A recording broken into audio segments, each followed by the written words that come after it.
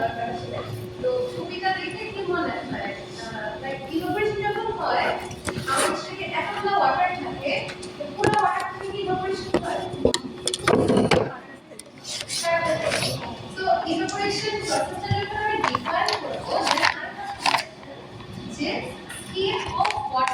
escape of water from the surface layer of a liquid escape of water from the surface layer of a liquid escape of water from the surface layer of a liquid is called evaporation এখন এই যে evaporation ফার্মাসিউটিক্যালি একটা খুব ভালো প্রক্রিয়া কিভাবে ভালো প্রক্রিয়া আমাদের অনেক কিছু ড্রাই করতে হয় তো যখন আমরা ড্রাই করি বা কোনো একটা লিকুইডকে কনসেন্ট্রেট করতে হয় তো তখন আমরা মানে ওটা থেকে ময়েশ্চার বের করে দেওয়া ট্রাই করি এখন there are two terms evaporation can happen also if you add sufficient amount of heat there may be boiling so evaporation হতে পারে boiling হতে পারে যদি তুমি হিট দাও you have a liquid তুমি ওখানে টেম্পারেচার অ্যাড করছো সো টেম্পারেচার অ্যাড করলে হায়ার টেম্পারেচারে দুইটা ঘটনা হতে পারে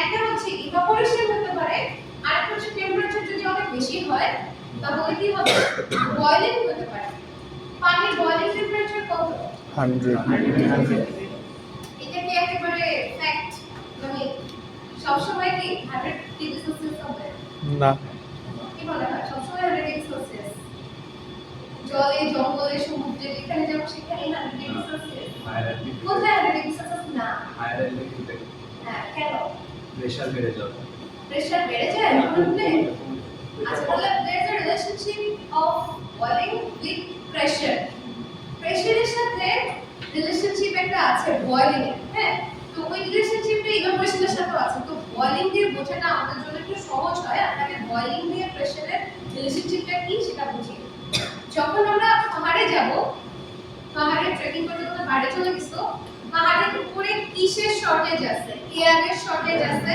so we do carry oxygen sometimes তাই না তো এয়ারের শর্টেজ থাকা মানে ওখানে এয়ার প্রেসার কম এয়ার প্রেসার যদি কম থাকে প্রেসার কমে গেলে বয়লিং পয়েন্ট বাড়বে নাকি কমবে কমে যাবে কমবে বয়লিং পয়েন্ট কমবে মানে কি কম তাপমাত্রায় পানি বয়ল করা শুরু করবে সো ওই যে আমরা বলতাম না যে পাহাড়ের উপর ডিম সেদ্ধ হতে বেশি সময় লাগে নাকি দুনিয়াতে মানে আর্থে সমতলে হচ্ছে বেশি সময় লাগে মনে আছে ছোটবেলায় সো যখন কিনা আমরা প্রেসার কম পাচ্ছি তখন কম তাপমাত্রায় পানি বয়ল হচ্ছে সো এই ঘটনাটা কিছু রিলেট করা যায় বয়লিং যখন হয় একটা ঘটনা বয়লিং যখন হয় তখন এই যে একটা পাত্র এখানে বয়লিং হচ্ছে এই সারফেসে এই জায়গায় কিছু ফাঁকা জায়গা আছে না বা ধরে এই জায়গাতে ফাঁকা জায়গা আছে তো বয়লিং হলে ওখানে কি তৈরি হবে ভেপার সো ওই ফাঁকা জায়গাটা বা এয়ারটা ভেপার দ্বারা স্যাচুরেটেড হয়ে যায় ফাঁকা জায়গাটা বা ভেপারটা কি হয়ে যাবে ফাঁকা জায়গাটা ভেপার দ্বারা স্যাচুরেটেড হয়ে যায় তো বয়লিং এর টাইমে আমরা দেখতে পারি ভেপার প্রেসার আর atmospheric pressure same vapour pressure আর অ্যাটমসফিয়ারিক প্রেসার সেম বয়লিং এর টাইমে ভেপার প্রেসার কোনটা ভেপার প্রেসার হচ্ছে সারফেস থেকে বয়লিং এর কারণে সারফেস থেকে যে ওয়াটার মলিকিউলগুলো পালা গেছে ভেপার আকারে ওরা লম্বভাবে এই সারফেসে যে প্রেসার প্রয়োগ করে তাকে বলা হয় ভেপার প্রেসার আই রিপিট এই সারফেস থেকে যে মলিকিউলগুলো উপরে পালা গেছে ওরা লম্বভাবে এই সারফেসের উপর যে প্রেসার প্রয়োগ করে তাকে বলা হয় ভেপার প্রেসার ঠিক আছে এক মিনিট বসার জায়গা পাচ্ছ না মোমেন্ট এত জায়গা কম পাচ্ছ না তো রোজা সকাল হলে লেগে গেছে আচ্ছা তাহলে এখানে আমরা কি বলছিলাম ভেপার প্রেসার কি জিনিস এখন দেখো ভেপার প্রেসারের সাথে আরেকটা জিনিসের নাম চলে আসছে হচ্ছে অ্যাটমসফিয়ারিক প্রেসার ওই যে পাহাড়ের উপর আর সমতলের গল্পটা এখানেই আসবে সো মনে করো পাহাড়ের উপর আমাদের দুনিয়াতে বা সমতলে এয়ার প্রেসার কত থাকে 1 অ্যাটমসফিয়ারিক প্রেসার আমরা ধরে নিই আচ্ছা এখন তুমি পাহাড়ের উপর যখন গিয়েছো ওইটা 1 না হয়ে 0.7 অ্যাটমসফিয়ারিক প্রেসার হলো অথবা 0.6 অ্যাটমসফিয়ারিক প্রেসার হলো তো তোমার এখানে বয়েল হচ্ছে বয়েল হয়ে যে ভেপার তৈরি হচ্ছে সেটা একটা প্রেসার দিচ্ছে সেই প্রেসারটা ভ্যালু 1 অ্যাচিভ করতে যতটা টাইম নেবে সেই প্রেসারটা ভ্যালু 0.7 অ্যাচিভ করতে কি অতটা টাইম নেবে? দুইটা প্রেসারের টার্ম বলেছি, একটা বলছি 1 অ্যাটমসফিয়ারিক প্রেসার আর একটা বললাম 0.7। 0.7 কোথায়? পাহাড়ের উপরে। আর 1 অ্যাটমসফিয়ারিক প্রেসার হচ্ছে এই সমতলে। So you are boiling something, বা তুমি একটা জিনিসকে হিট দিচ্ছ আর ওখান থেকে একটু একটু করে ভেপার তৈরি হচ্ছে। তো ওই ভেপার প্রেসারটাকে বয়লিং পর্যায়ে নিয়ে যেতে গেলে, মানে ওই ঘটনাটাকে বয়লিং করতে গেলে তোমার কি করতে হবে? ওই ভেপার প্রেসার আর অ্যাটমসফিয়ারিক প্রেসার ইকুয়াল করতে হবে। সো তুমি এখানে দুইটা প্রেসার রেখেছো, এখানে রেখেছো 1, এখানে রেখেছো 0.7।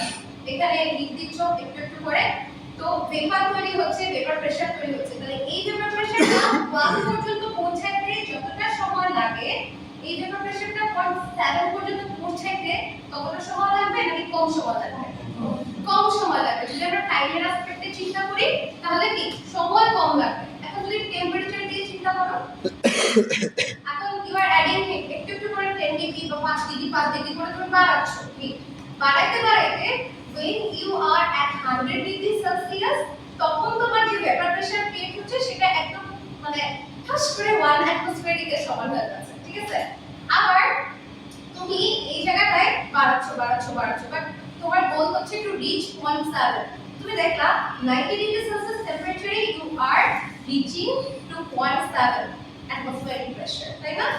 সো কম তাপমাত্রায় তুমি যদি সময়কে ফিক্স করে দাও যে ইউ হ্যাভ 5 মিনিটস, সময় ফিক্স করে দিলে কম তাপমাত্রায় তুমি ওই অ্যাটমসফিয়ারিক প্রেসারটা অ্যাচিভ করতে পারছো, যেটা কিনা কম 0.7। আর সময় 5 মিনিটই ফিক্স আছে, ওই 1 অ্যাটমসফিয়ারিক প্রেসার অ্যাচিভ করতে গেলে তোমাকে টেম্পারেচার বাড়াতে হচ্ছে। So there are lot of parameters. এখানে তোমার টাইম একটা ফ্যাক্ট, তোমার টেম্পারেচার একটা ফ্যাক্ট, তোমার প্রেসার একটা ফ্যাক্ট। তো ইভাপোরেশন যখন হয় তখন নট নেসেসারিলি সব সময় বয়লিং হতে হবে। তুমি এখানে এক গ্লাস অফ ওয়াটার রেখে দাও এই জায়গায়, 5 দিন 10 দিন 1 মাস পরে এসে দেখো গ্লাস ফাঁকা হয়ে গেছে, কেউ খায় না, মানে খাওয়ার মতো রাখা হয় ওই উপরে মনে ঝুলায় রাখছো, কিন্তু ওখান থেকে পানি চলে গেছে। তুমি কি এখানে বিক্রিয়া ছিলে? তাও না। তুমি হচ্ছে একটু পানি দিয়ে বসাইছো, তাও করো না। তাহলে কি হচ্ছে? সারফেস লেয়ার থেকে গ্র্যাজুয়ালি ইভাপোরেশন হচ্ছে। এই ইভাপোরেশন একটা natural process as well as এটা একটা এই যে active and passive both process. তুমি এটাকে অ্যাক্টিভ প্রসেসও বলতে পারো, তুমি এটাকে প্যাসিভ প্রসেসও বলতে পারো। কিভাবে? ও অটোমেটিক্যালি ইভাপোরেট হতে পারে একটা কেসে, আর একটা কেসে ওর টেম্পারেচারে হেল্প লাগতে পারে। দুইটা সিনারিওই হতে পারে, ঠিক আছে? তো সব সময় ইভাপোরেশন হওয়ার জন্য বয়লিং অ্যাচিভ করতে হবে, এটা নট নেসেসারি। এখন আসি রেট অফ ইভাপোরেশন। যদি বয়লিং হয় তাহলে ভেপার প্রচুর তৈরি হবে। ভেপার প্রচুর তৈরি হওয়া মানে কি? রেট অফ ইভাপোরেশন বাড়বে নাকি কমবে? রেট অফ ইভাপোরেশন বাড়বে। Now try to connect it with pressure. প্রেসারের সাথে এই ঘটনাটাকে কানেক্ট করা ট্রাই করবে। If you are reducing your pressure কমায় দিচ্ছ, তাহলে বয়লিং টেম্পারেচার বাড়ছে নাকি কমছে? কমছে। প্রেসার বাড়ছে, বয়লিং টেম্পারেচার কমছে। কম তাপমাত্রায় পানি বয়েল করছে মানে কি? রেট অফ ইভাপোরেশন কি হচ্ছে? বাড়ছে, তাই না? ফার্স্টে প্রেসার কমায় দিছো, কম তাপমাত্রাতেই বয়লিং বাড়ছে। 90 ডিগ্রি সেলসিয়াস তাপমাত্রায় তোমার পানি বয়েল করা স্টার্ট করছে, তাই না? প্রেসার কমানোর কারণে কম তাপমাত্রাতেই পানি বয়েল হচ্ছে। তো যত বয়েলিং হবে তত কি হবে? ভেপার তৈরি হবে। সো প্রেসার কম থাকার কারণে তোমার রেট অফ ইভাপোরেশন কি হচ্ছে? বাড়ছে নাকি কমছে? বাড়ছে। সো এটা ইনভার্সলি প্রপোর্শনাল একটা রিলেশনশিপ ক্যারি করে, ঠিক আছে? এখন এই যে একটা ছবি আছে না এই জায়গাটায়, দেখো যখন ন্যাচারাল ইভাপোরেশন আমরা বলি, ন্যাচারাল ইভাপোরেশন ফলে রাখছো, কিংবা নদী নালা খাল বিল এখানে সেখানে তুমি যে লবণ তৈরি করা না দেখবা সমুদ্রের পাড়ে ফালা রাখে, একটা এরিয়াতে পানি ফালা রাখে, অনেক দিন ধরে অনেক মাস ধরে ফালা রাখে, ওইভাবে রেখে দিয়েছো, তখন কি হয় জানো? তখন হচ্ছে ভেপার প্রেসার, এখান থেকে যে ভেপার তৈরি হয়, ভেপার প্রেসার সব সময় অ্যাটমসফিয়ারিক প্রেসার থেকে কম থাকে। ন্যাচারাল ইভাপোরেশনের সময় ভেপারটা কম তৈরি হবে, তুমি যখন বয়েল করবে তখন প্রচুর ভেপার তৈরি হবে। সো ন্যাচারাল ইভাপোরেশনের সময় থেকে কম থাকবে। আর বলিং এর টাইমে ভেপার প্রেসার কি হবে, অ্যাটমসফিয়ারিক প্রেসারের ইকুয়াল হয়ে যাবে। সো কখন আমরা একটা ঘটনাকে বলিং বলবো, নট অনলি ইভাপোরেশন, কখন আমরা একটা ঘটনাটাকে বলিং বলবো? বলিং তখনই বলবো নট অনলি যে তুমি বলবা যে না একটা বাবল ফর্ম হইছে ওটাই বলিং। তোমাকে বলতে হবে যখন ভেপার প্রেসার অ্যাটমসফিয়ার প্রেসার প্রদানের সাথে সাথে টেম্পারেচার বাড়ার সাথে সাথে এইখানকার ভেপার প্রেসার আর অ্যাটমসফিয়ারিক প্রেসার সমান হবে, ওই ঘটনাটাকে আমি বলবো বলিং। যখন তাপমাত্রা বাড়ানোর সাথে সাথে একটা জায়গার ভেপার প্রেসার আর অ্যাটমসফিয়ারিক প্রেসার সমান হবে একটা লিকুইডের ক্ষেত্রে, তখন ওই ঘটনাটাকে আমরা বলবো বলিং। এবং এই ঘটনাটা বলার সময় অবশ্যই ভাবতে fix the pressure. One atmospheric প্রেসারে যে আমরা ছোটবেলায় পড়ছিলাম না যে যখন পানি ফোটা স্টার্ট করে সেটাকে পানি স্ফুটনাঙ্ক বলা হয়, আর যখন হচ্ছে কোনো সলিড গলা স্টার্ট করে সেটাকে বলা হয় মেল্টিং পয়েন্ট, তাই না? সবটার ক্ষেত্রে pressure is very important. So if you are fixing the pressure, তখন ইউ ক্যান সেইং যে অ্যাটমসফিয়ারিক প্রেসারে যে তাপমাত্রায় ওয়াটার বয়েল করা স্টার্ট করে সেটাকে আমরা বলিং বলি। হ্যাঁ, কখন বলিং অ্যাচিভ হয়, যখন ভেপার প্রেসার আর অ্যাটমসফিয়ারিক প্রেসার সমান হয়। হ্যাঁ, তাহলে এই যে ভেপার প্রেসার আর অ্যাটমসফিয়ারিক প্রেসারের সাথে বয়েলিং আর ইভাপোরেশনের কোনো কানেকশন করা যায়? ডেফিনেটলি করা যায়, ইজিলি করা যায়। একটা হচ্ছে ন্যাচারাল ইভাপোরেশনের সময় vapour pressure will always be reduced বা decreased than atmospheric pressure। কেন যদি বলি ব্যাখ্যা করতে পারবা? মার্কস দিয়ে দিলাম 2, ব্যাখ্যা করা যাবে? অ্যাডিশনাল টেম্পারেচার কারণ হচ্ছে এখানে কোনো এডিশনাল টেম্পারেচার আমি দিচ্ছি না। টেম্পারেচার না দেওয়ার কারণে এখানে বয়েলিং হচ্ছে না। বয়েলিং হওয়ার কারণে রেট অফ ইভাপোরেশন এখানে কম। রেট অফ ইভাপোরেশন কম হওয়ার কারণে ভেপার কম। ভেপার কম হলে কম প্রেসার দিবে। সো ভেপার প্রেসার কি হবে? অ্যাটমসফিয়ারিক প্রেসার থেকে কম হবে। বুঝতে পারছেন? আচ্ছা, এই জিনিসটা খুব ক্রুশিয়াল বলতেছিলাম ফার্মাসিউটিক্যালি। কেন ক্রুশিয়াল? কারণ অনেক এমন কম্পোনেন্ট আছে যেখানে ইউ কান্ট প্রোভাইড হিট। তুমি সবখানে হিট দিয়ে কোনো প্রোডাক্টকে ড্রাই করতে পারবে না, আবার সেটাকে বয়েল করতে পারবে না। বয়েল করলে হয়তো কেমিক্যাল ডিগ্রেডেশন হবে, তাই না? সেই সব ক্ষেত্রে কিন্তু ইভাপোরেশন খুব ভালো একটা প্রসিজার। আচ্ছা, এইটুকু বয়েলিং, ইভাপোরেশন আর সাথে ভেপার প্রেসার, অ্যাটমসফিয়ারিক প্রেসার, এগুলোর মধ্যে কোনো পার্থক্য ঝামেলা আছে? এখন যদি তোমাকে বলি ইভাপোরেশন আর বয়েলিং এর মধ্যে পার্থক্য করো, পারবা? Yes ma'am differentiate between evaporation আর বয়েলিং, এটার মধ্যে পার্থক্য করো। প্রথম পার্থক্য কি হবে বলো তো? একটাতে টেম্পারেচার লাগবে, একটা ফিক্সড টেম্পারেচার লাগবে, সেটা কোনটা? বয়েলিং। আর ইভাপোরেশনে কি টেম্পারেচার লাগবে? ম্যান্ডেটরি। এডিশনাল টেম্পারেচার ম্যান্ডেটরি না। তাহলে আমার একটা পার্থক্য হয়ে গেল ইন রেসপেক্ট অফ টেম্পারেচার। এবার বলি bubble formation. Bubble formation must boiling এ। ইভাপোরেশনে হইতেও পারে না হইতে পারে। ইফ ইট ইজ আ মানে এটা যদি এমন একটা ঘটনা হয় যে বয়েলিং এর কারণে ইভাপোরেশন হচ্ছে, তখন সেই ইভাপোরেশনের মধ্যে বাবল ফর্ম হতে পারে, পারে না? সো বাবল ফর্মেশন এটার জন্য মাস্ট, এটার জন্য মাস্ট না। তাহলে দুইটা জিনিস পাইলাম, একটা হচ্ছে টেম্পারেচার আর একটা পাইলাম কি বাবল ফর্মেশন। এখন এক্সটার্নাল এনার্জি, টেম্পারেচার তো একটা টেম্পারেচার, এক্সটার্নাল এনার্জি যদি আমি বলি, এক্সটার্নাল এনার্জি মানে কি? তুমি ফুয়েল দিচ্ছ, আগুন ধরাই দিচ্ছ, টেম্পারেচারে একটা ওয়েট হবে, তাই না? সো এক্সটার্নাল এনার্জি কোনটাতে বেশি লাগে? Boiling এ। বেশি লাগে, ওটাতে কি কম লাগে, তাই না?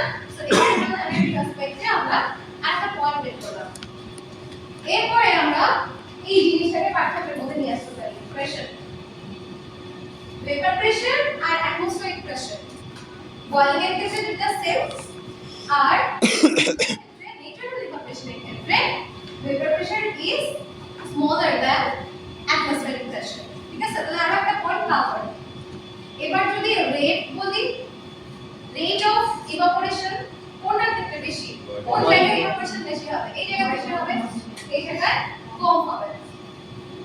কেমিক্যাল ডিগ্রেডেশন or chance কোনটাতে বেশি? Boiling এ। বয়েলিং এ, ওটাতে কম। ড্রাইং ফাস্টার হবে কোনটাতে? বয়েলিং এ। ইভাপোরেশনে রেটটা স্লো হবে। এরকম করে কিন্তু অনেকগুলো পয়েন্ট কভার করা সম্ভব। হ্যাঁ, ড্রাইং ফাস্টারের আগে কি কইছে রে? কোনটার? ড্রাইং ফাস্টারের আগে কেমিক্যাল ডিগ্রেডেশন। কোনটা? হ্যাঁ বলতে পারবে। কেমিক্যাল ডিগ্রেডেশন বয়লিং এ বেশি। সো এটা কিন্তু হিউমিডিটির সাথে হিউমিডিটি দিয়ে বলতে পারবে রিপ্রেজেন্ট করতে পারবে কোনো সমস্যা নেই। আচ্ছা এইখানটাতে এই স্লাইডে কয়েকটা পার্থক্য দেওয়া আছে, এটার বাইরেটা কিন্তু আমরা বলছি যে ড্রাইং এর ক্ষেত্রে ইমপ্যাক্টটা কোথায়, তারপরে রেট অফ ইভাপোরেশনের কথা বলছি। সো সেগুলো এটার সাথে অ্যাড করে নিয়ে তোমরা ওইটা লিখতে পারো যদি আসে বলে না ইভাপোরেশনের মধ্যে ডিফারেন্স। আচ্ছা এরপরে যেটা আছে এটা হচ্ছে হিট ট্রান্সফার। কোনো কনফিউশন থাকলে আপনি বলতে পারেন, কোনো কনফিউশন। আচ্ছা এই পরের টপিক যেটা আছে সেটা হচ্ছে হিট ট্রান্সফার। এখন তোমার যদি বয়লিং হইতে হয় বা তোমাকে যদি ইভাপোরেশন করাইতে হয়, তোমাকে একটা লেয়ার থেকে একটা মলিকিউলকে সরাই দিতে হবে। তো কি এমনি সরবে? করে ধাক্কা দিয়ে বাইরে করে দিতে হবে either or somehow okay move করাইতে হবে। সেই মুভটা হচ্ছে মলিকিউলার কাইনেটিক মোশন ইনক্রিজ করা, মলিকিউলার কাইনেটিক মোশন ইনক্রিজ করা। So if you want to make evaporation here, কি করতে হবে? সারফেস লেয়ারে যে মলিকিউলস গুলো থাকবে তাদের কাইনেটিক মোশনকে ইনক্রিজ করতে হবে। তো কাইনেটিক মোশনকে ইনক্রিজ করার জন্য ন্যাচারালি হিট ট্রান্সফার জরুরি। হিট ট্রান্সফার কেন জরুরি? এই যে আমরা বলছিলাম না, আমি এখানে ফলা রাখবো, তোমার দেখবো যে 5 দিন পরে পানির লেয়ারটা নিচে নেমে গেছে। Definitely there are differences. তোমার গ্লাসের মধ্যে যতটুকু ওয়াটার আছে আর তোমার এনভায়রনমেন্টের টেম্পারেচার সেটার মধ্যে ডিফারেন্স থাকার কারণেই এখান থেকে একটা মলিকিউল ঘুরে উপরে চলে যাচ্ছে। আরো প্যারামিটার আছে, আমরা টেম্পারেচারে ফোকাস করছি। আচ্ছা সো হিট ট্রান্সফার হইতে হয়, ইভাপোরেশন ন্যাচারালি হোক বা তুমি তাপের সাহায্যে করাও, হিট ট্রান্সফার হওয়া জরুরি। তো হিট ট্রান্সফার তিন ভাবে হয়। আমরা ছোটবেলায় পড়েছিলাম পরিবহন, পরিচলন, রেডিয়েশন, এগুলো পড়েছিলাম না? কিরো সো এই যে কনভেকশন, কনভেকশন আর রেডিয়েশন তিনটা এখানে লেখা আছে। তো কনভেকশন হচ্ছে ডাইরেক্ট তোমার হিট সোর্সের সাথে তোমার ওয়াটার বা লিকুইড সোর্সটা কানেক্টেড থাকবে। ডাইরেক্ট হিট সোর্সের সাথে তুমি যে প্রোডাক্টকে ইভাপোরেট করতে চাচ্ছ সে ডাইরেক্ট হিট সোর্সের সাথে কানেক্টেড থাকবে। ওইটাকে আমরা বলতেছিলাম হচ্ছে কনভেকশন, পরিবহন। হ্যাঁ আর পরিচলন কোনটা? পরিচলন হচ্ছে এই নিচের লেয়ারে যে মলিকিউলগুলো থাকে ওরা আগে হিটেড হয় আর ওরা কি হয়ে যায়? ওরা লাইটার হয়ে যায়, ওরা হালকা হয়ে যায়, হালকা হয়ে ওরা উপরের দিকে চলে যায়। আর উপরে হেভি যেগুলো কম্পারেটিভলি একটু কোল্ড মলিকিউল থাকে তারা কি হয়? নিচের দিকে চলে আসে। এই জিনিসটাকে আমরা বলি পরিচলন বা কনভেকশন। কনভেকশন তাহলে কি? এখানে নিচের লেয়ারে যে মলিকিউল আছে ওরা কম্পারেটিভলি লাইটার বিকজ ওরা হিটেড হয়ে যায়, ওদের মলিকুলার মোশন বেশি। একটু আমি বললাম না molecular kinetic motion, so molecular motion ওদের বেশি। তো ওরা মুভ করে করে উপরের দিকে উঠে যাবে আর উপরে যারা হেভি থাকে তারা নিচের দিকে পড়ে ডাউন করবে। এই জিনিসটাকে আমরা বলি হচ্ছে কনভেকশন। আর রেডিয়েশন তো আমরা বুঝি। সো তোমার যে মোমবাতি জ্বালাইছো অনেক করে হাঁটাচ্ছো, still you are feeling the heat, so this is called radiation. তো এগুলো আমরা টার্ম আকারে করতে পারবো প্রত্যেকটা। হ্যাঁ যে হিট ট্রান্সফার কি কি ভাবে হয়, কয়টা দেখতে হয়, ছোট ছোট করে লেখা আছে, তোমরা বাইরে থেকেও লিখতে পারো, প্রসেসে এখানে লিখতে হবে। আচ্ছা এরপরে এই যে আমরা হিট ট্রান্সফারের কথা বললাম, হিট ট্রান্সফার এর সাথে রেট অফ ইভাপোরেশনের একটা রিলেশনশিপ আছে আর সেটা ম্যাথমেটিক্যালি দেখানো যায়। ম্যাথমেটিক্যাল একটা ফর্মুলার মাধ্যমে রিপ্রেজেন্ট করা যায়। সেটা হচ্ছে হিট ট্রান্সফারের সাথে তোমার আর কি কি প্যারামিটার যুক্ত সেটার একটা রিপ্রেজেন্টেশন। খেয়াল করো আমি লিখেছি Q equals UA del T। del T দেখে কি বোঝা যাচ্ছে? Temperature difference. A for what? Surface area. If U is constant, U যদি কনস্ট্যান্ট ধরি আর Q যদি রেট অফ হিট ট্রান্সফার হয় তাহলে এখানে তুমি সমানুপাতিক চিহ্ন আনতে পারবা Q টাকে ধ্রুবক করলে।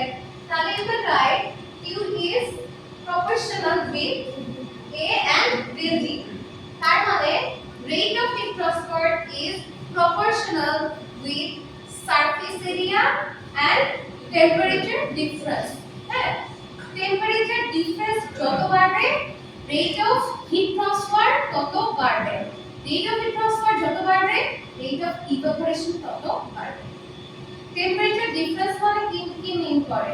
টেম্পারেচার ডিফারেন্স মানে এটা মিন করে যে এখানে তুমি রুমের মধ্যে 22 ডিগ্রি সেলসিয়াস বাড়া রাখছো, তো 22 ডিগ্রি সেলসিয়াসে একটা কনসেপ্ট দিলে ওর ইভাপোরেট করতে যত সময় লাগবে তুমি বাইরে নিয়ে যাও যেখানে 31 ডিগ্রি সেলসিয়াস, সেখানে টেম্পারেচার ডিফারেন্স কিন্তু বেশি।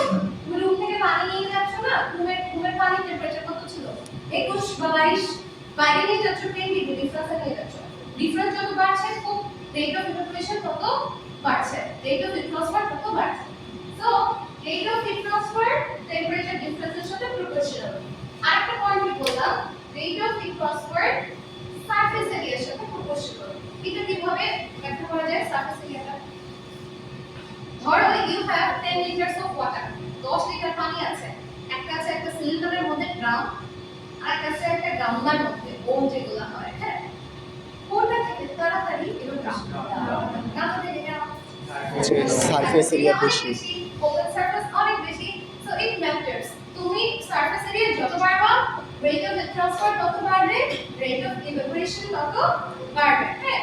সো একটা কনফাইন্ড বা ক্লোজড সারফেস বা ন্যারো সারফেস এরিয়া থেকে তুমি সহজে তোমার গোল অ্যাচিভ করতে পারবে না, সহজে তুমি ড্রাইভ করতে পারবে না, কিংবা সহজে তুমি একটা পদার্থকে কনসেন্ট্রেটেড করতে পারবে না। But if it is open space it is possible.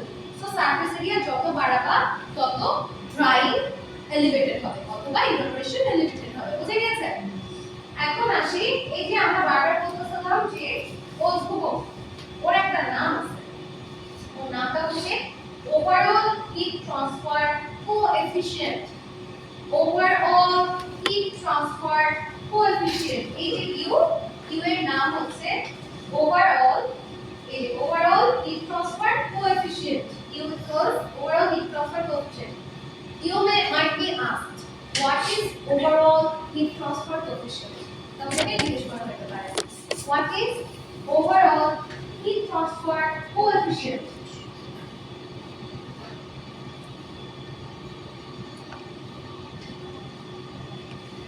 What is overall heat transfer coefficient? খেয়াল করো, U সমান UA del T, U টাকে এক পাশে রাখো, তাহলে U সমান কি আসবে? U divided by A del T, তাই না? তাহলে যদি তোমাদেরকে বলা হয় যে ওভারঅল হিট ট্রান্সফার কোএফিশিয়েন্ট কি, তখন কিন্তু তোমরা এই ফর্মুলা থেকে দেখাতে পারবা যে তোমার হিট ট্রান্সফার যে ইকুয়েশনটা আছে, ম্যাথমেটিক্যাল ইকুয়েশন, ওখান থেকে আমরা জানি Q equals U by del T, so we can write U equals Q divided by A del T, হ্যাঁ। তার মানে কি, তোমার যদি এগুলা কোনো একটাকে ফিক্স করে দাও, ধরো U equals Q divided by A del T, তাহলে del T কে ফিক্স করে দিলাম যে টেম্পারেচার ডিফারেন্স 1 কেলভিন এর জন্য, তাহলে একটা নির্দিষ্ট সারফেস এরিয়ায় যতটুকু হিট ট্রান্সফার হয় সেটা ধ্রুবক। বুঝতে পারছি? যদি কোনো একটাকে 1 বানাই দিই বা এটাকে তুমি হচ্ছে 1 এর স্কয়ার বানাই দাও, যে কোনো একটাকে যদি আমি কনস্ট্যান্ট করে দিই, তাহলে ধরো 1 কেলভিন টেম্পারেচার ডিফারেন্স যদি থাকে কোথাও, সেখানে তোমার একটা ওপেন সারফেস থেকে যে হারে তাপ ট্রান্সফার হবে সেটা একটা কনস্ট্যান্ট, সেটাকে আমরা ইউ বলি, that is overall heat transfer constant. এবং এটাকে আমরা লিখছি কিভাবে? Watt divided by metre square kelvin, watt divided by metre square kelvin. Metre square কেন? ওই যে সারফেস এরিয়া থেকে মিটার স্কয়ার আসছে আর টেম্পারেচার ডিফারেন্স থেকে কেলভিন আসছে কে, আর এটা হচ্ছে ওয়াট, তাপ তোমার ট্রান্সফার যেটা সেটা আমরা বলছি। এখান থেকে ম্যাথ আসতে পারে, ম্যাথ এখানে দেওয়া নাই, বাট পরীক্ষাতে এখান থেকে ম্যাথ আসতে পারে, হ্যাঁ।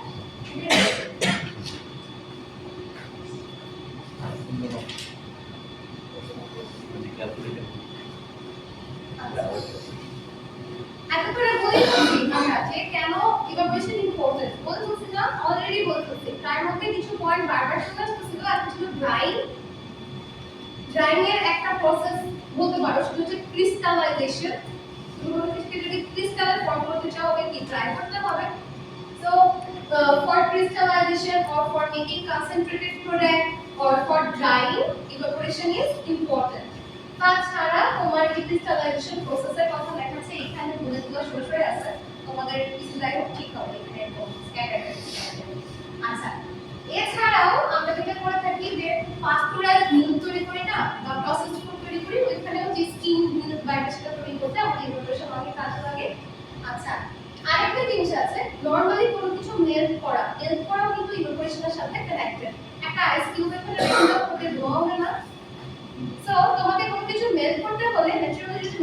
চাও অনেকদিন ধরে রোদে রেখে দিতে পারো। রেখে দিলে বাসায় ঘি বা বাটার থাকে না, ওইটাকে যদি তুমি রোদে ফেলে রাখো উইদাউট চুলা ছাড়া রেখে দিচ্ছো, তখন দেখবে যে আস্তে আস্তে মেল্ট করে গেছে। এই যে মেল্টিংটা, এটাও ইভাপোরেশনের একটা রেজাল্ট। ওখান থেকে আস্তে আস্তে আস্তে আস্তে করে হিট ট্রান্সফার হয়ে ও লিকুইফাইড হয়। ঠিক আছে, আইস কিউবের ক্ষেত্রে এটা বোঝা খুব সহজ। এই যে ল্যাটেন্ট হিট ছেড়ে দেয়, যেটাকে আমরা ইভাপোরেশন বলি। গেল। এখন একটা পয়েন্ট আছে নিচে, solvent recovery.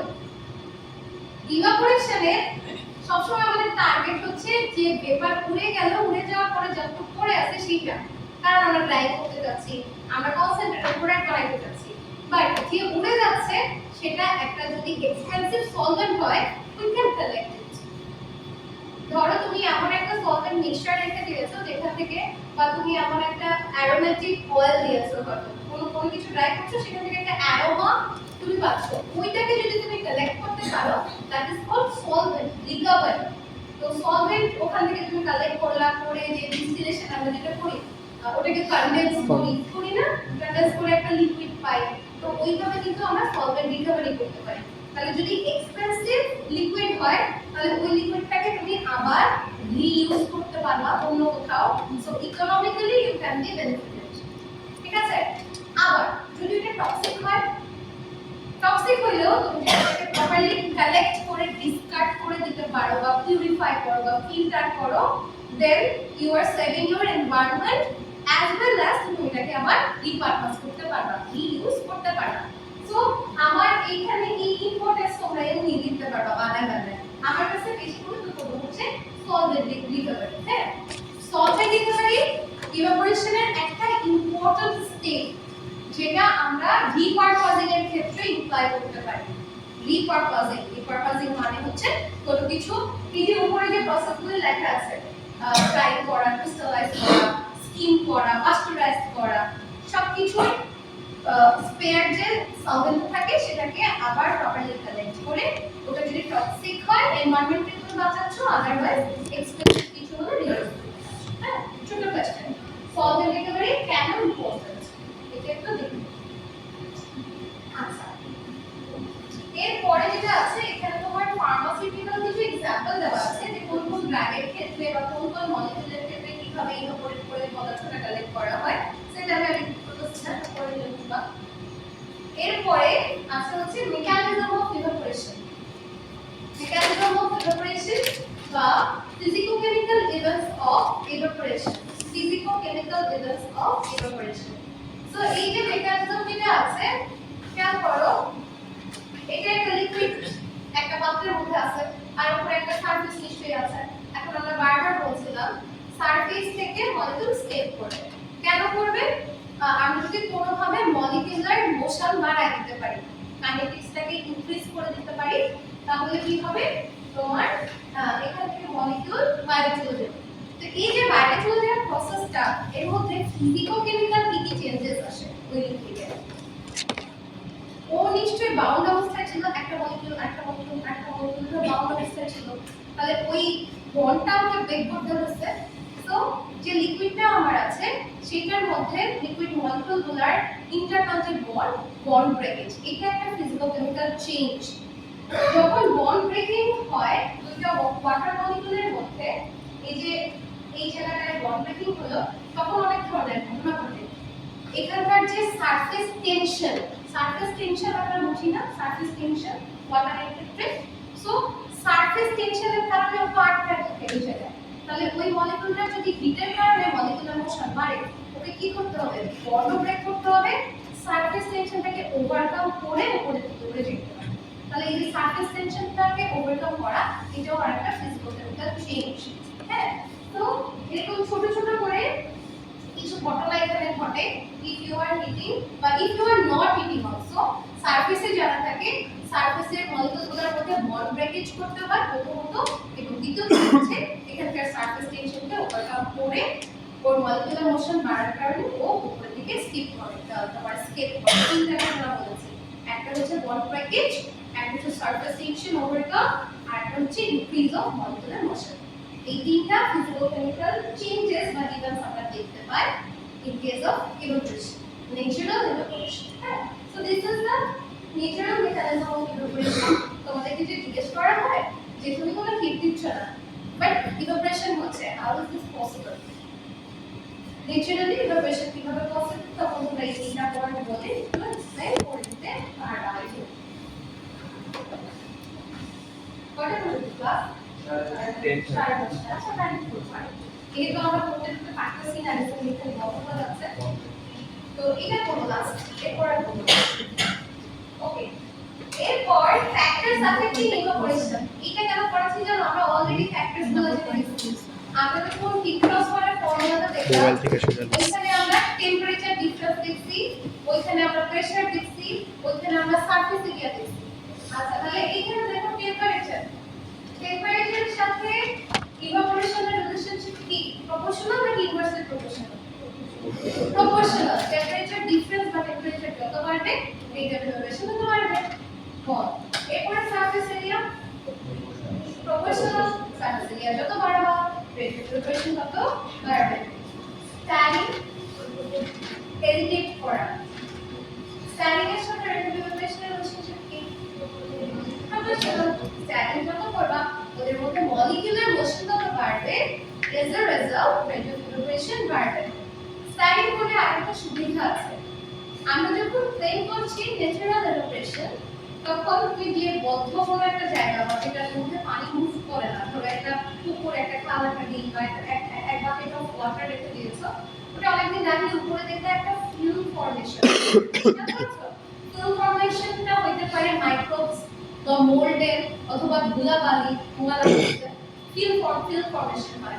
So efficient standing যদি তুমি এনশিওর করতে পারো natural, but you are just adding একটা mechanical force, additional standing ensure করতে পারলে ফিল্ম ফর্মেশন প্রহিবিটেড হয়, এটা একটা সুবিধা। দ্বিতীয় সুবিধা হচ্ছে তুমি মলিকিউলার মোশনটাকে ইনক্রিজ করে দিতে পারো। মলিকিউলগুলো অ্যাজিটেটেড হচ্ছে না, ওরা সবসময় মুভিং এর মধ্যে থাকে, সো ওদের ক্ষেত্রে স্কেপ করা ইজি।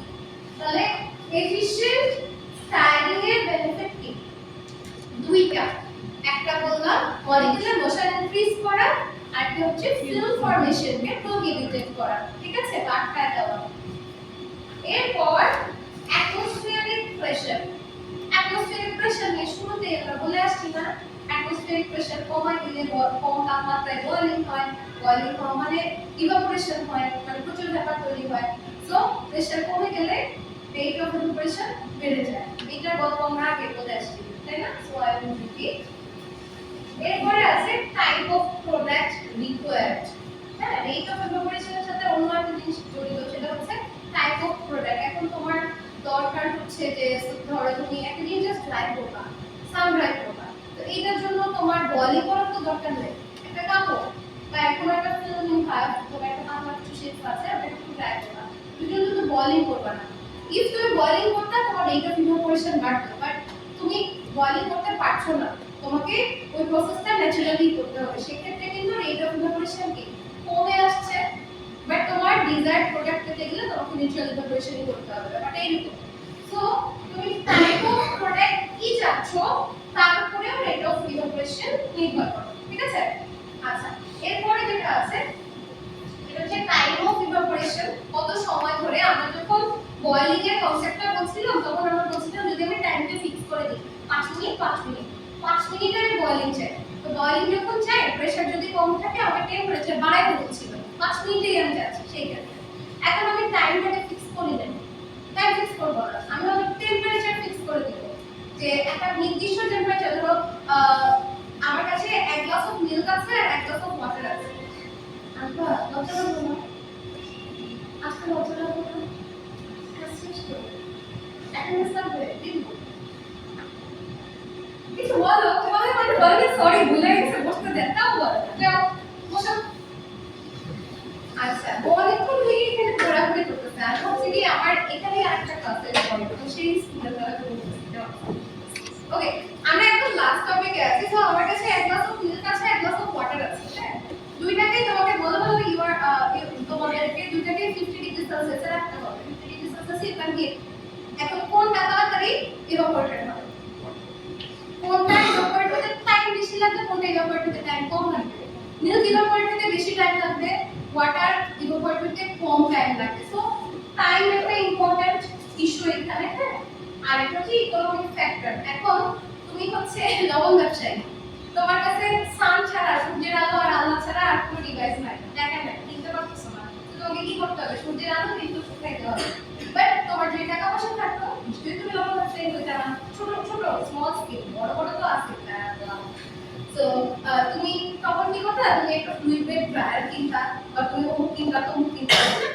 তো ইকোনমিক ফ্যাক্টরও ইম্পর্টেন্ট। এখন তুমি চাইলেও এটা ইনোভেশন বাড়াইতে পারতেছো না, কারণ তোমার কাছে ওই সমস্ত জিনিসপত্র নাই, তোমার কাছে ইলেকট্রিসিটি নাই, তোমার ওই ম্যান পাওয়ার নেই। বুঝে গেছে? তো ইকোনমিক একটা ফ্যাক্টর আছে। দিস আর দ্য 7 ফ্যাক্টরস যেটা রেট অফ ইনোভেশনকে অ্যাফেক্ট করে। প্রত্যেকটা ছোট ছোট ডিটেইলস আকারে পড়া, এবং প্রত্যেকটা যেমন ধরো প্রেসার, স্টাডি, সারফেস এরিয়া, প্রত্যেকটার আলাদা আলাদা সিগনিফিকেন্স আছে। তো ছোট ছোট করে কিন্তু অনেক সময় চাওয়া